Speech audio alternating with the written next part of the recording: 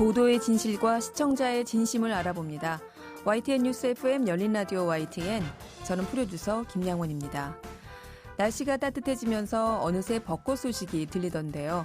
이렇게 날이 풀리는 봄철, 해빙과 함께 몸도 마음도 조금 풀어져서인지 자살률도 높아진다고 합니다. 지난해 상반기만 해도 극단적인 선택을 한 사망자 수가 평소보다 10%가 늘었다고 하죠. 더욱이 작년과 올해는 코로나19의 여파로 경제적, 사회적 고립감이 그 어느 때보다 컸기 때문입니다. 자살 예방에 빨간불이 켜지는 봄철을 맞아 시민단체와 종교인들이 함께하는 생명 존중의 날 선포식이 있다고 하는데요. 잠시 후 특별 좌담으로 준비하고 있습니다. 3월 20일 토요일 순서 바로 시작하죠.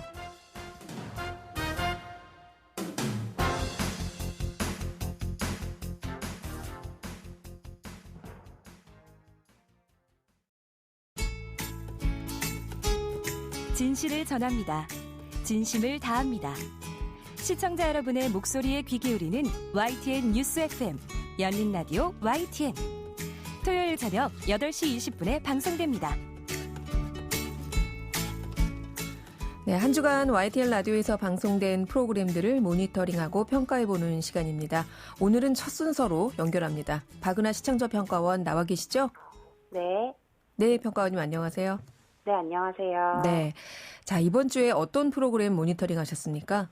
네, 이번 주는 YTN 라디오의 경제 전문 프로그램이죠. 평일 오후 3시 10분부터 4시까지 방송되는 YTN 라디오 생생경제에 대해 살펴보았습니다. 네, YTN 라디오 생생경제 어떻게 들으셨어요? 네, 먼저 이제 3월 8일 월요일에 방송되었던 생생 인터뷰에 대해 말씀드리고 싶습니다. 이날은 두산 인프라코어 회장이자 대한상공회의소 박용만 회장과의 인터뷰가 있었는데요. 이제 내용을 들어보니 이제 박용만 회장의 저서 홍보가 아닌가 하는 느낌을 강하게 받았습니다. 인터뷰 내용의 대부분이 최근 출간한 책의 내용을 기반으로 이루어졌고요. 이제 저서를 기반하는 내용의 인터뷰이더라도 왜 이 저서를 중심으로 박용만 회장과 인터뷰를 해야 하는지에 대한 특별한 이유를 찾기 힘들었습니다. 현재 이슈가 활발하거나 시사성을 띠고 있지 않다고 생각도 들었고요. 이제 박용만 회장이 이제 대한상공회의소 회장직에 물러나면서 앞으로의 행보와 관련하여 이루어졌던 공익적인 인터뷰가 섭외한 목표였을 텐데 이런 배경은 청취자들에게 전달되기 어려웠을 것이라는 생각입니다. 박용만 회장님 참 모시기 어려운 게스트인데 네. 아쉽게도 책 홍보에 좀 머물렀던 인터뷰가 아닌가 이렇다라는 평가해 주셨어요. 자, 다음은 어떤 코너 모니터링 하셨습니까? 네, 다음은 이제 3월 9일 화요일에 방송된 생생경제 가판대 코너에 대해서 말씀드리고 싶습니다. 생생경제 가판대는 이제 사회적 가치를 판매하는 기업을 소개한다는 취지로 만들어진 새 코너인데요. 이제 신선하면서도 의미 있는 코너라는 생각이 들었습니다. 첫 번째 인터뷰로 이제 사회적 가치연구원 나석권 원장과의 인터뷰가 있었는데요. 이 인터뷰를 통해서 사회성과 인센티브 프로젝트라는 쉽게 들을 수 없던 새로운 이야기도 들을 수 있었고요. 이제 무엇보다 이 분야에 대해 전문 지식을 지니고 있는 연사를 통해서 사회적 가치를 판매하는 기업이란 어떤 곳인지 이야기를 들을 수 있어서 공익적 가치가 충분해 코너의 첫 시작으로 적절했다는 평을 하고 싶습니다. 그리고 이날 진행자가 언급한 것처럼 해당 코너에서 사회적 문제를 해결하고자 하는 기업들을 소개한다면 다른 사람들도 아이디어를 얻고 참여가 활발해져서 더 많은 사회적 기업이 창출될 수 있지 않을까 하는 생각입니다. 앞으로 사회에 긍정적인 영향을 줄 수 있는 코너가 되지 않을까 하는 기대가 들었습니다. 네, 요즘 ESG라고 하죠. 기업의 사회적 책임을 강조하는 트렌드가 아주 강세인데 이것과 관련된 사회적 기업의 사회적 활동을 소개하는 코너였던 것 같아요. 네, 앞으로도 좀 지켜봐 보도록 하고요. 자, 다음은 어떤 내용입니까? 네, 다음은 이제 3월 10일 수요일에 진행되었던 생생 인터뷰에 대해 말씀드리고자 합니다. 현재 이제 미얀마 군부 쿠데타 이후 이제 민중과 군부의 대치가 점점 심각해지는 상황에서 이제 한국개발연구원 국제정책대학원의 유종일 원장과 인터뷰가 이어졌습니다. 이제 경제 프로그램인 YTN 생생경제에서 미얀마 문제를 많은 고민 끝에 다루었는데요. 그 흔적이 인터뷰 전반부 질문들을 통해 잘 드러났다고 생각합니다. 먼저 이제 유종의 원장은 미얀마에 있는 동문들에게 위로의 편지를 보낸 당사자이기도 하면서 한국개발연구원이 미얀마 개발연구원을 세울 수 있도록 도왔다는 경제적 지원 측면을 설명해 주었는데요. 청취자의 입장에서 해당 인터뷰에 대한 의의가 잘 전달되었던 것 같습니다. 또한 이제 미얀마 관련 내용뿐만 아니라 국제정책대학원장과의 대화인 만큼 이제 OECD에서 나온 한국 성장률 전망에 대한 해석, 그리고 이제 한국의 지속 가능한 경제 성장을 위한 방안 등 국제 시각에서 바라본 한국의 경제 상황에 대한 이해와 전망까지 함께 다루었는데요. 국제사회에 대한 고민과 이제 우리나라 사정에 대한 설명이 더불어져 이루어졌다는 점에서 긍정적인 평가를 하고 싶습니다. 네. 자, 미얀마 참 지금 상황이 심각한 상태인데 아주 우려스러운 상황입니다. 이 상황과 관련한 인터뷰를 생생 인터뷰에서 다뤘군요. 자, 마지막으로 해주실 말씀이 있을까요? 네, 마지막으로 이제 3월 12일 금요일에 방송된 토론 아니고 수다의 토론 내용에 대해 말씀드리고자 합니다. 이날은 이제 LH 기관의 투기 의혹을 다루고 있었는데요. 우선 가장 뜨거운 이슈를 주제로 선정한 것에 대해 시의적절했던 토론이었다고 생각합니다. 다만 이제 출연자인 한문도 교수의 경우 다소 발언이 격해지는 부분이 있었다고 생각합니다. 정신을 못 차리고 있다고 표현하거나 야권, 여권이 국회의원의 탈을 쓰고 엑스맨 역할을 하며 자기 이득을 취하는 의원들이 분명히 있을 것이라고 말하는 등 격앙된 감정으로 인해 조금 지나친 표현들이 사용되었던 것 같아 다소 불편하게 들렸습니다. 네. 오늘은 YTN 라디오 생생경제에 대한 시청자 평가원의 의견 들어봤습니다. 오늘 말씀 고맙습니다. 네, 고맙습니다. 네, 지금까지 박은하 시청자 평가원이었습니다.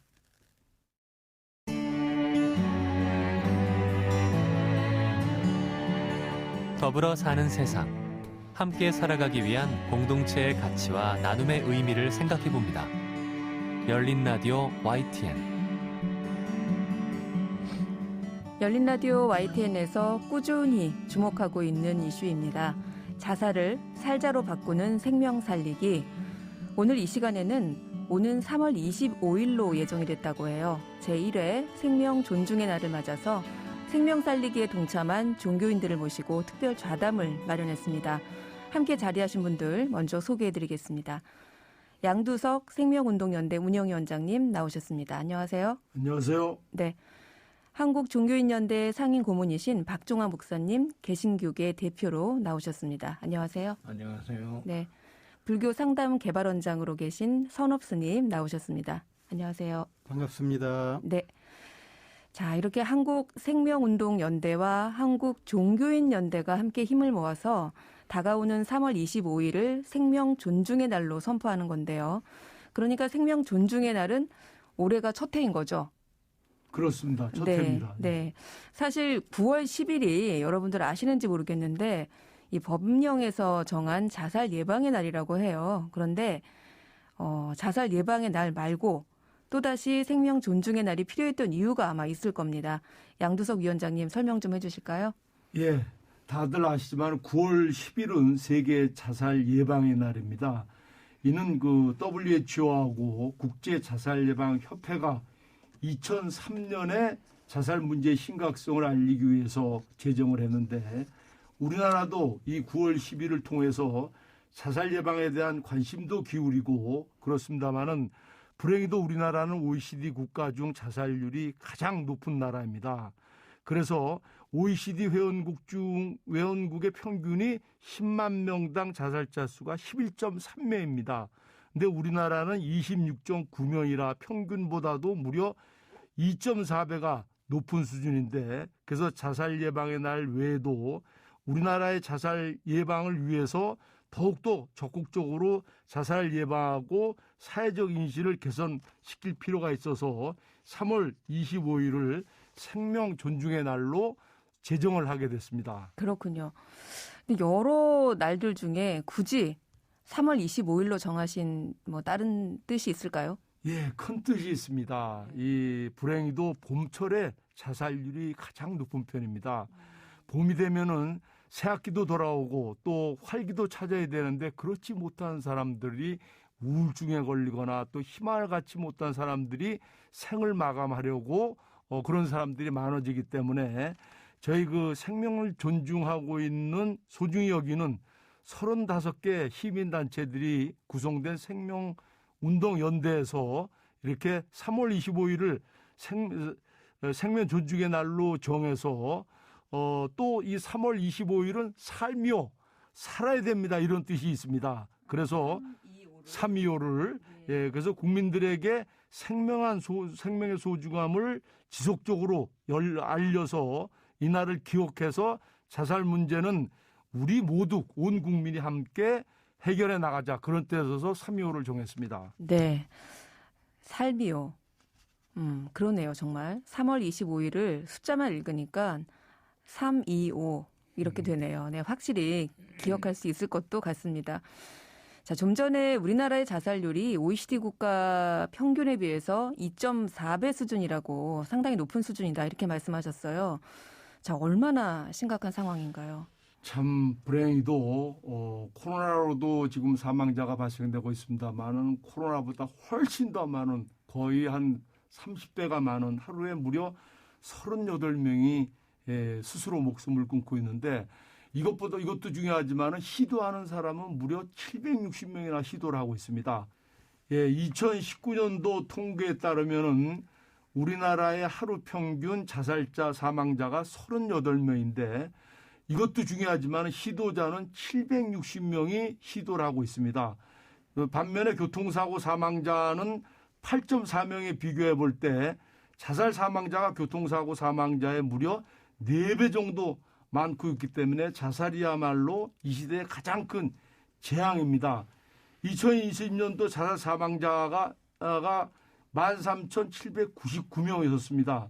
10대에서부터 30대 사망 원인의 1위도 자살이었고 자살한 사람들은 경제적, 사회적, 환경적으로 어려움으로 희망을 잃어서 고통과 고민 속에 스스로 목숨을 끊고 있지만은 남은 유가족들은 가족들을 지키지 못한 죄책감과 괴로움과 이런 낙인 등으로 뼈를 까는 고통과 아픔으로 사회생활을 하다가 또 성인병에 걸리거나 암에 걸리거나 또 다른 자살로 이어지기 때문에 자살이야말로 지금 이 시대의 가장 큰 아픔이고 재난입니다. 이렇게 그 자살은 개인 문제로 발생되는 것이 아니고 자살로 내몰리는 사회 이런 구조적인 문제이기 때문에 온 국민이 합쳐서 대책을 마련해야 한다고 생각합니다. 네. 그래서 몇 년 됐죠. 정부에서도 국민 생명 지키기 3대 프로젝트라고 해서 자살 예방을 위해서 여러 가지 정책을 시행하고 있는 것으로 알고 있는데요. 어떻습니까? 예, 문재인 정부가 들어와서 자살 예방을 국민 생명 지키기 3대 프로젝트도 정하고 국정과제에도 정해서 임기 중에 50%를 줄이겠다고 약속을 했었습니다. 네. 근데 불행히도 2019년도 기준으로 2017년도에 비해서 자살이 10.7%가 오히려 늘어났습니다. 오히려 늘었군요. 오히려 늘어났는데 특히 지금 코로나가 작년서부터 장기화되고 있어서 경제적 어려움을 겪고 있는 영세사업자라든가 자영업자들 특히 사회적 거리두기로서의 독거노인이라든가 이런 분들의 외로움이나 우울증 호소하는 사람들이 많아져서 자살이 많이 늘어날 것이 굉장히 우려되고 있습니다. 그런데 이렇게 자살을 줄이기 위해서는 가장 먼저 정부가 의지를 갖는 것이 굉장히 중요합니다. 네. 정부가 앞장서서 생명을 지키고 살리는 일을 국정의 최고 과제로 정하고 국회에서도 노력을 해야 되는데 이 자살 예방에 관련 법이라든가 제도 특히 예산을 지원도 하고 특히 226개 지자체 단체장들이 굉장히 중요합니다. 이 지역에서 자살이 발생되기 때문에 단체장들이 자살을 줄여야겠다는 의지도 갖고 그리고 사업도 갖고 예산도 늘리고 이런 것들을 해서 자살 예방을 정부, 국회, 지자체 이런 기관들이 힘을 합쳐서 대처를 해야 된다고 생각합니다. 네. 정부와 지방자치단체에서 적극적으로 나서야 한다 이런 말씀 해주셨는데 그러려면은 사회적 분위기가 좀 조성이 돼야 되는 게 아닌가 싶어요. 그래서 우리 이렇게 종교인들이 함께 모여서 생명 존중의 날에 대대적으로 참여를 하게 되신 것 같은데 맞습니까, 목사님? 그런 것 같아요. 네. 저는요, 종교가 뭐냐 이렇게 물으면 제 대답은 아주 단순해요.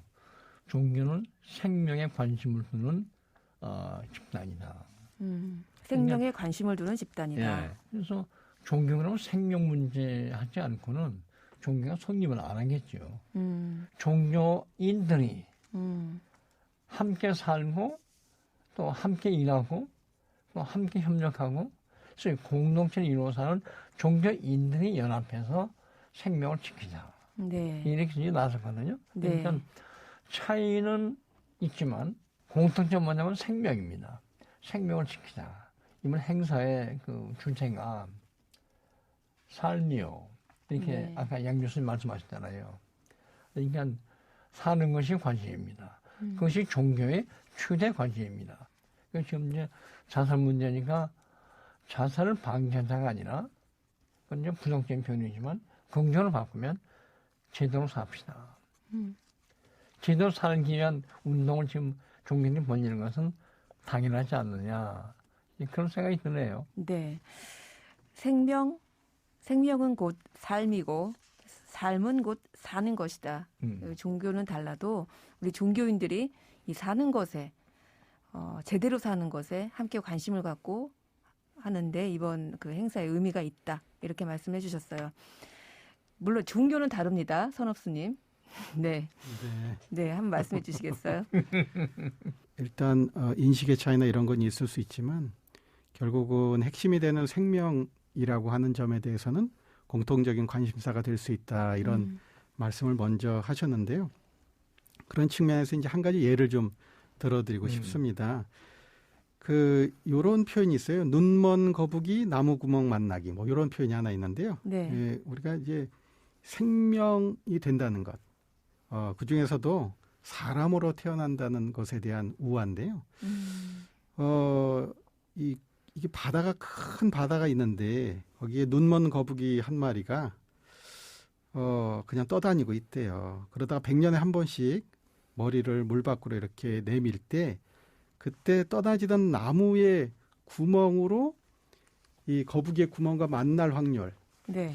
이게 어마무시한 확률이더라고요. 제가 계산해 보니까 무려 거의 100년에 한 번. 100년에 한 번. 100년에 한 번. 네. 근데 태평양에 쉽게 얘기해서 그렇죠. 태평양에 구멍 뚫린 나무 조그만 나무가 그렇죠. 하나 다시 있는데 만난다. 네. 100년에 한 번씩 밑에 있던 거북이가 올라가서 그 구멍에 이렇게 탁 끼울 정도의 확률이 이 사람 몸 받는 거래요. 그 정도로 생명이 소중한데 그런 생명에 대한 소중함을 우리가 알게 된다면 자살 또는 극단적 선택 이렇게 하기는 매우 어렵지 않을까라는 생각을 하게 되어서요. 네. 이런 사실을 한 번이라도 그 인식 차원에서 알게 되는 사람이라면 너무너무 소중하니까 더불어서 행복하게 살 수밖에 없지 않을까 이런 생각을 하기 때문에 이 운동에 참여 안 하고 싶어도 네. 안 할 수가 없는 네, 그게 아마 종교인들의 마음이고 또 이 운동에 동참한 분들의 마음이 아닐까 하는 생각을 자꾸 하게 됩니다. 그래요.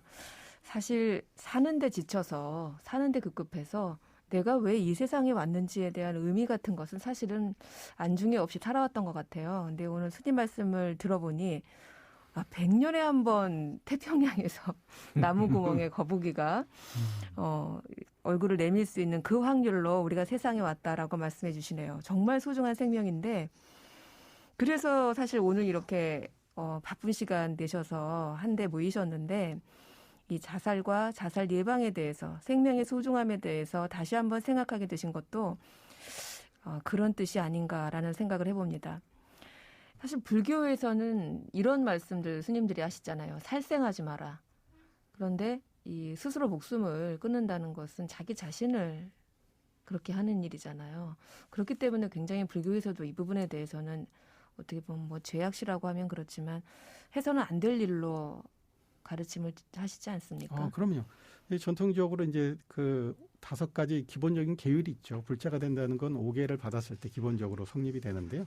그 첫 번째가 불살생이거든요. 네. 근데 여기서 살생이라고 하는 게 다른 생명뿐만 아니라 자신의 생명도 포함되거든요. 그렇죠. 말하자면 가장 먼저 지켜야 될 부분에서 스스로의 목숨을 버린다. 네. 이것은 어떻게 보면 우리가 계율이라고 하는 측면에서 또는 공동체를 더불어서 잘 살게 하게 하는 데 있어서 가장 중요한 덕목을 해치는 부분이 되거든요. 그래서 금기시 해오던 거죠. 중요한 것은 이제 거기서 끝나면 이제 공동체가 오히려 좋을 줄 알았더니 나중에 보니까 거기서 끝나면 공동체에 큰 해가 오더라는 걸 이제 알게 된 거죠. 그 살생을 하지 말라. 그 다음에는 그런 일이 벌어졌을 때는 그럼 공동체에서 어떻게 될 것이냐. 이 부분에 초점을 맞춘 것이 지금 삶이여 운동의 시작이다 이렇게 말씀드리고 싶어요. 네. 기독교계에서도 사실은 이 자살에 대해서 그동안 금기시해왔던 것 중에 하나 아닙니까, 목사님? 예. 종교의 핵심은 생명 지킴이다. 그럼 생명을 지키지 못하는 것은 잘못된 거죠. 그래서 생명이 아닌 거, 그것은 반종교적입니다. 생명을 죽이는 거, 살인, 네. 스스로 죽는 거, 자살, 이 둘 다요 반종교적이고 반생명적이에요. 네. 그것은 우리 기독 신앙에서는 우리를 만든 창조주의 섭리에 어긋난다. 그러니까 이제 두 가지 예를 드는데요. 하나가 뭔가 있냐면 우리는 예수라는 사람을 이제 구세주로 믿는데 예수의 친한 가장 큰 12 제자 중에 네. 가장 똑똑한 제자 이름이 가룟 유다입니다. 네. 이 사람 빠르고 계산도 빠른 사람인데 이 사람이 결국 너무 인간의 계산이 빠르다 보니까 자기 스승인 예수를 동전 맨입에 팔았어요. 당시 유대교 로마 제국에. 그러니까 선생을 팔아서 배신한 사람. 그 말하면 생명의 주인이신 선생님을 배신했다. 그럼 반생명적이죠? 결론은 뭐냐? 가장 중요한 것은 예수 말씀 중에 자살하지 말라, 살인하지 말라 이게 아니라 이해만 들어주신 거예요. 나와 한 몸에 살던 가장 사랑하는 제자가 나를 배신했다. 결과는 가룟 유다가 자살했습니다. 그러니까 배신한 사람은 자살해요.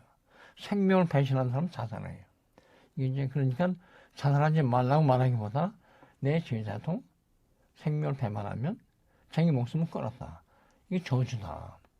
이게 이제 메시지입니다. 그래서 우리는요, 하나 하지 말라 이런 것도 중요하지만 가룟 유다 예를 봐서 우리도 생명을 배신하면 우리가 자살자보다 더 큰 잘못을 범하는 겁니다. 네. 이게 하나가 있고요.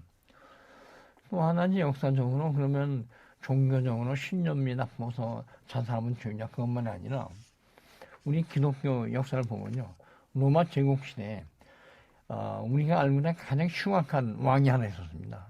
그 사람 이름이 네로 황제예요. 네로 황제. 네로 황제. 이 사람이 얼마나 흉악하냐면 기독교인이 되면 사람을 잡아다가 이 망대에다가 사람 시신을 묶어가지고 불을 태웠어요. 촛불처럼 횃불로. 이런 사람인데 결국 이 사람이 마지막에 가서는 자기 목숨도 지키지 못하면서 연병에 걸려가지고 자살로 상을 마감했습니다. 네로 황제도. 네로 황제. 그러니까 종교적으로 봐서 가룟 유다가 자살. 또 정치적으로 경제를 가장 힘이 있다고 해서 하늘의 뜻을 배반한 네로 황제가 자살. 자살은 생명에 반한다. 자살은 하늘 뜻이 아니다. 이 두 가지 얘기 중에서 그러면 그 신앙을 가진 사람, 종교에는 자살을 어떻게 생각하십니까? 당연히 자살은 보통 사람이 하는 일이 아니죠. 배반자가 생명을 배반하고 하늘 뜻을 배반하고 인간이기를 배반하면 결과는 자살과 같은 비극이다. 산 교훈이죠. 그래서 지금 살생하지 말라고 스님도 말씀하셨는데 살생은 당연히 안 해야 되지만 더 중요한 건 생명을 지켜라. 네. 그래서 이렇게 성경과 그 또 역사적으로도 자신의 생명을 지키는 것을 가장 중요하게 생각했고, 근데 그거 아마 이제 반어법으로 그 지금 유다 예수의 제자인 유다의 사례와 네. 또 로마의 황제 네로 황제의 사례를 얘기해 주셨는데 반어법으로 이렇게 전해져 온 내용들이 어느 순간에는 자살은 그러기 때문에 나쁜 것이다. 뭐 이런 식으로 그 후대에는 계속해서 전해져 내려온 것 같아요. 그래서인지 이 두 분이 역시 또 우리들한테는 악인으로도 또 알려져 있잖아요. 그러니까 이런 어떤 것 때문인지 지금 두 분 말씀해 주신 것처럼 종교의 본질 자체가 생명과도 맞닿아 있는 것인데도 자살을 종교 내에서 터부시해온 분위기가 있지 않았나 이런 생각도 들거든요. 종교인으로 이런 지금까지 말씀해 주신 것들을 좀 돌아보실 때 선업수님 어떻습니까? 아무래도 이제 저는 이제 상담사로 이 활동을 오래 이제 하고 있으니까요. 네, 지금 불교 상담 개발원에 계시죠? 네. 그리고 또 이제 저는 이제 이 가정법원에서 실제로 그 부부나 가족 이런 쪽을 특히 관계 치료에 오래 관여를 하고 있었기 때문에 가만히 살펴보면 이렇습니다. 이 지금까지 이제 종교를 어떻게 보면 가지고 있는 많은 사람들이 그런 과정에서도 이 극단적인 선택을 꽤 많이 해오고 있거든요. 그거는 제가 봤을 땐 이런 것 같습니다. 저희가 지금까지 쭉 해왔던 교육 자체에 아마 이제 여러 가지 문제점을 내포하고 있는 것이 아닌가. 말하자면 종교계 리더들이 어떤 관점의 변화를 좀 가지게 된다면 그 종교 안에서 일어나고 있는 이런 극단적 선택을 막을 수 있는 기초 작업을 할 수 있게 되지 않을까 하는 그런 생각을 꾸준히 해오고 있습니다. 네. 그 중에서도 저는 이거 꼭 말씀드리고 싶은데 자살자들 가만 보면 아무도 없다 이런 생각을 굉장히 많이 하거든요. 그러니까 주변에 아무도 없다는 겁니다. 그러니까 다른 사람들을 하나씩 지워가다가 나중에 본인을 지우거든요. 결국은 거기까지 갔을 때 이 종교계 안은 공동체라고 우리가 보통 이야기를 하는데요. 네. 과연 공동체 안에서 어떤 역할을 하고 있었을까? 그리고 만남도 굉장히 자주 가지거든요.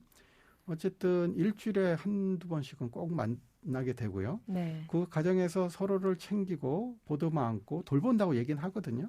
그럼 과연 무엇을 돌봐왔던 것인가? 그리고 특히 이 돌봄을 주지 않은 결국은 리더들은 무엇을 하고 있었던가? 이것에 대해서 다시 한번 돌아보게 되는 계기가 되더라고요. 그래서 결국은 이 모든 존재가 함께하고 있고 당신 곁에는 우리들이 있다.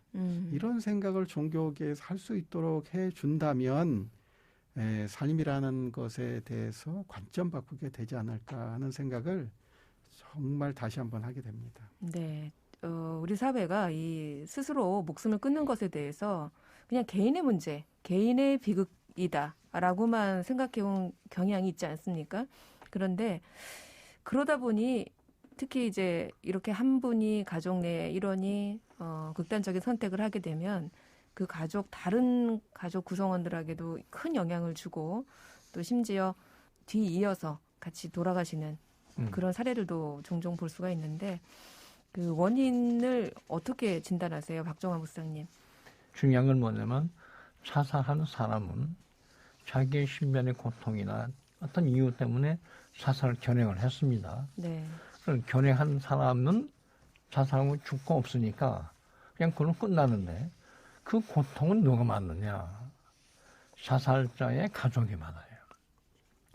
까닭도 없이 받습니다. 네. 그런데 자살자는 뭘 생각해야 되냐면 내가 죽음으로 인해서 내 고민은 끝난 건 아니지만 끝났지만 그 다음에 올 고통을 왜 가족에게 넘겨주느냐? 무슨 권리로? 무슨 권리로? 그게 중요합니다. 그래서 정말 죽고 싶어도 자식 때문에 못 죽고 아내 때문에 못 죽고 남편 때문에 못 죽고 이웃들 때문에 못 죽고 이게 뭐냐면 우리 인간의 생명은 내 개인의 소유물이 아니고 인간의 생명은 나와 이웃이 함께 갖는 축복이다. 이 생각을 하게 되면 자기 생명을 함부로 보낼 수가 없죠. 그래서 저는 뭐로 생각하냐면 인간에게 다 자유가 있으니까 자기 목숨을 살릴 수도 있고 또 자살로 죽음을 자초할 수도 있습니다. 가능성 다 있어요. 그럼 그 가능성은 소유물이 아니라는 거를 생각하면 불가능한 가능성이다. 이거 참 중요한 얘기라고 저는 생각하는데요. 네. 그 에덴 동산에서 말이죠. 에덴 동산 이야기 있잖아요. 에덴 동산. 거기서 이제 그 창조주가 나무를 만든 하나는 생명나무, 이런 목자를 살아라. 또 하나는 상관없지만 신처럼 선과 악을 구분할 수 있는 신변나무 하나를 만들어놨어요. 그래서 얘기가 선과 악을 구분하는 이 나무 열매는 따먹지 말라. 그 너는 거 아니다. 생명나무 열매를 따먹고 생명을 유지해라. 그랬더니 네. 이 사탄이라는 놈이 와서 갬뱀에서 꼬여가지고 아담과 이브가 이 선과 악을 구분하는 신비한 나무 열매를 따먹고 타락을 했습니다. 네. 근데 중요한 얘기입니다. 신은 창조할 때 모든 인간에게 사람을 살릴 수도 있고 또 죽을 수도 있는 가능성을 부여했습니다. 그러니까 사람의 모든 가능성을 주었으나 선과 악을 구분하는 몸을 따먹음으로 인해서 타락하는 것은 가능성이 아니라 인탄이다. 그래서 그걸 우리가 뭐라고 얘기하냐면 불가능한 가능성. 전 이 사실을 자살을 생각했던 분이면 한번 좀 생각해봤으면 좋겠어요. 이건 내 멋대로서는 가능성이 아니라 이거는 본래 불가능하다. 다만 나의 가능성을 주었으나 행하면 안 된다. 그래서 저는 뭐냐면 내가 죽을 수 있지만 내 가족을 생각하면 안 되는 거다. 내 이웃을 생각하면 안 되는 거다. 내 형제 자매, 내 나라 생각하면 내 사회를 생각하면 안 되는 거다. 왜냐하면 생명은 혼자의 소유물이 아니라 사유물이 아니라 생명은 공동의 선물입니다. 그러니까 자살할 수 있지만 자살은 불가능한 것이어야 돼요. 이것이 말하자면 저는 인간이 가지고 있는 신비라고 생각합니다. 네. 에덴 동산에서 아담과 이브가 하지 말라는 선악과를 따먹어서 어떤 그 룰이죠. 네, 그렇죠. 하지 말아야 될 일을 했던 것을 비교해 주셨어요. 우리의 생명은 나 자신의 것이 아니라 공동의 선물이기 때문에 아담과 이브가 선악과를 따먹었던 것처럼 사실은 죽을 수도 있지만 그런 일을 행하면 안 된다. 이런 말씀을 해주셨는데 자, 저희가요. 저희 세 분 이렇게 모셨지만 사실 전화로 우리 가톨릭계 수사님도 전화 연결을 하기로 했는데 저희가 원래 30분 대담을 준비했어요. 근데 좋은 말씀을 듣다 보니까 시간이 저희가 지금 벌써 아이고. 이렇게 됐어요. 마칠 시간이. 그래서 세 분께서 허락하신다면 3월 25일 행사를 마치시고 다음 주에 다시 우리가 만나서요. 그 나머지 이야기들을 좀 들어보고자 하는데 괜찮으실까요? 뭐 예. 좋아요. 너무 좋죠. 네, 알겠습니다. 저희가 그러면 오늘 그 열린 라디오 YTN에서 준비한 자살을 살자로 바꾸는 생명 살리기, 오늘은 3월 25일로 다가온 제1회 생명 존중의 날을 맞아서 특별 자담을 준비했는데요. 오늘 자담은 일단 시간상 여기까지 마무리를 하고요. 3월 25일 행사 잘 하시고 저희는 다음 주에 다시 한번 생명 살리기에 대한 이야기 계속해서 나눠보도록 하겠습니다. 오늘 세 분 남아주셔서 고맙습니다. 예, 고맙습니다. 감사합니다. 감사합니다. 네.